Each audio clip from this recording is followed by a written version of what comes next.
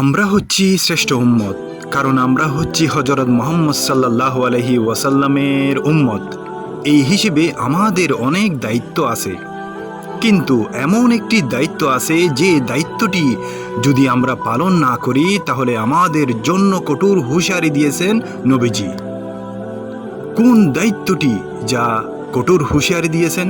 তাহলে শুনুন। রাসূল সাল্লাল্লাহু আলাইহি ওয়াসাল্লাম বলেছেন, ওই পবিত্র সত্তার শপথ যার হাতে আমার প্রাণ, নিম্নোক্ত দুটো বিষয়ের মধ্যে একটি বিষয় অবশ্যই হবে।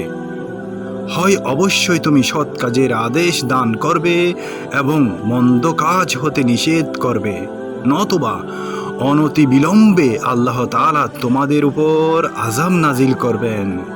অতঃপর তোমরা তার কাছে ক্ষমা প্রার্থনা করবে, কিন্তু তোমাদের প্রার্থনা গ্রহণ করা হবে না।